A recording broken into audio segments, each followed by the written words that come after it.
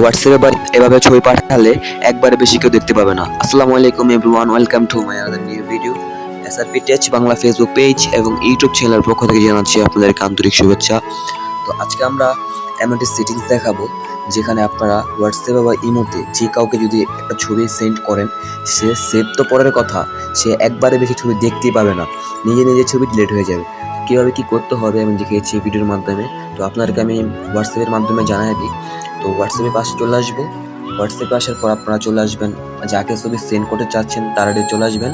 আসার পর আপনারা এখানে দেখতে পাচ্ছেন নিচে ক্যামেরা আইকন, এখানে ক্লিক করবেন। এখানে ক্লিক করার পর আপনারা যে কোনো একটা ছবি নেবেন।